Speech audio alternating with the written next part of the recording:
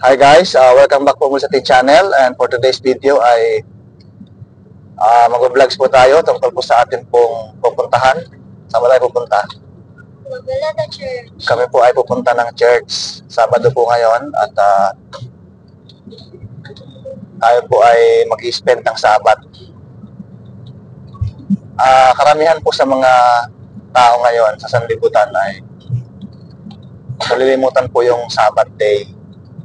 Dahil paniniwala po nila ang Sabat day daw ay para lang daw po sa mga Hudyo, para sa mga Jewish people.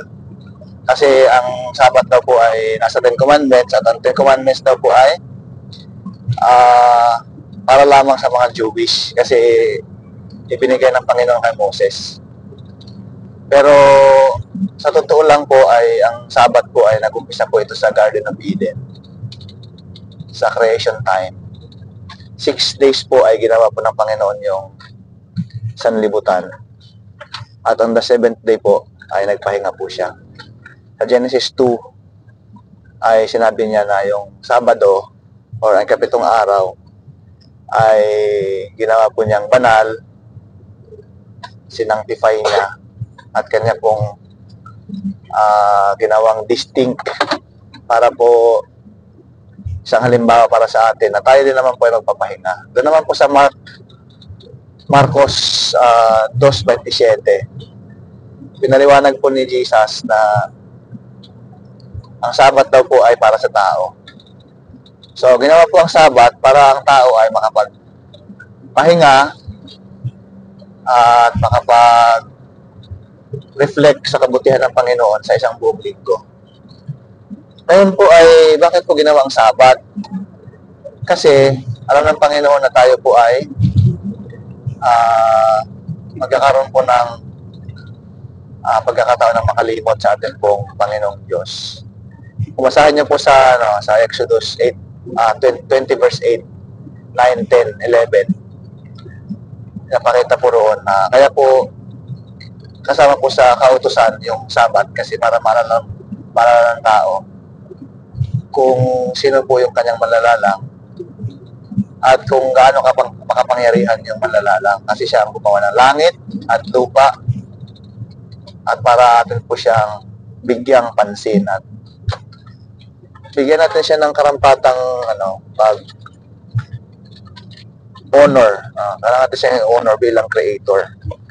Kaya yung mga tao na nagsasabi ng Sabat ay hindi raw mahalaga, nawala na raw nung ipinako si Jesus Christ sa cross, sabi ng Colossians, ay hindi lang po nila naintindihan na ang Sabat po ay talagang memorial, kasi nasa creation siya eh.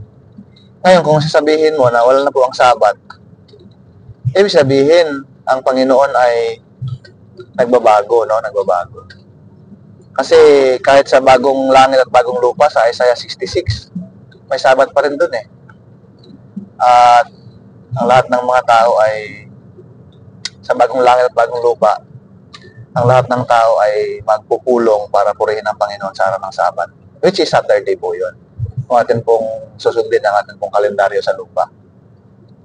Kaya mga kapatid, nais ko po kayong anyayahan na aralin po natin yung katotohanan po tungkol sa araw ng Sabat. Marami po mga talata na nagsasabi na wala na raw po ang Sabat. Pero kung atin pong pag-aaralan mabuti, kahit po i-type niyo po sa ChatGPT, hindi po yun ibig sabihin na tinanggal po ang Sabat. Kasi marami pong Sabat sa Bible, no? At ang weekly Sabat po na tinatagpo ng Panginoon sa creation ay hindi po pwedeng mawala, sapagkat ito po yung moral law eh. Moral law. Ang tinanggal po ng Panginoon ay yun pong mga sacrificial offering, yung mga pagpapatay ng mga hayop para sa mapatawad ng kasalanan. Kasi ang sabi po sa Colossians 2 verse 16 po yata yun, ay ipinako sa cross kasama ni Jesus. Pero ito po ay pumapatungkol doon sa mga shadow, no? Pag sinabing shadow is yung anino. Ano ba yung anino ni Jesus nung siya ay namatay sa cross? Di ba yun yung mga tupa na pinatay para sa ikapapatawad ng kasalanan? Yun po yung ipinako sa cross. Pero po yung weekly Sabbath, ay imposible po na kasama po yun doon. Bakit? Kasi kung wala na po ang 10 utos, ibig sabihin, wala na rin po kasalanan. Kung wala nang kasalanan, ay di wala nang pagpapatawad. Kung wala nang pagpapatawad, walang kwenta yung pagkamatay ni Jesus Christ. Kaya talagang hindi po pwedeng mawala yung Sabbath na sinasabi po sa moral law o sa Exodus 20 at saka sa Deuteronomy. Dahil by logic ay talagang kung walang kautusan, walang kasalanan. Kung walang kasalanan, ay hindi natin kailangan si Jesus. So, happy Sabbath po sa atin pong lahat. Kami po ay mga Seventh-day Adventist na tawag nito, naniniwala na ang Sabbath po ay mahalaga sapagkat ang Panginoon ay mismo ang nagtatag nito. At kung meron po kayong mga tanong tungkol po sa Sabbath, ay pwede nyo pong i-chat. Pwede nyo pong i-chat. Tayo kasya dito Kasya ba tayo dito? Ate, buksan mo nga dyan. Ayun, kasya naman pala. Galing ko dito So, ayun po mga kapatid. Kung meron po kayong tanong, just comment down below. At ito pong mga vlogs ko lately ay no-edit vlogs po ito. Kung ano po yung akin pong naiisip, ayun na lang po yung aking pinopost. Kaya raw siya.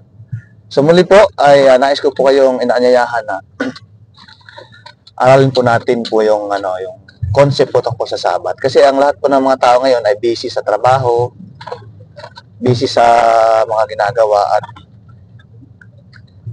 ilan na lang po yung may pakialam tungkol po sa Sabbath. Ngayon, marami pong mga denomination na nagsasabi na wala na yung Sabbath kasi pinako na yun sa cross. Pero ang katotohanan po ay ayaw lang po talaga nila ng Sabbath kasi ayaw po nilang sumunod sa Panginoon. Ang context po dyan ay makikita po natin sa Revelation 14 verse 12 na nagsasabi, "Here are the patience of the saints," mga panawagan sa mga banal. In the future, sa last days ay may mga banal po.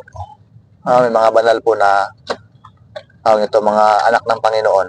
At sila po ay banal dahil sila po ay tumutupad sa kautusan. Revelation 14 verse 12. Ngayon, kung kautusan po ang pinag-uusapan, ang mga taong tumutupad sa kautusan ay tumutupad din naman po sa utos ng Panginoon tungkol sa Sabbath. Kaya talagang talagang hindi po pwede natanggalin po yung Sabbath day sa Ten Commandments, no? So, for now po, nandito po kami sa church. We are from Noveleta Seventh-day Adventist Church. And pumapalang po ako ng pansamantala. At mag-vlogs po ako sa susunod ng mga tungkol po sa Sabbath. At God bless po sa atin lahat. Sabbath.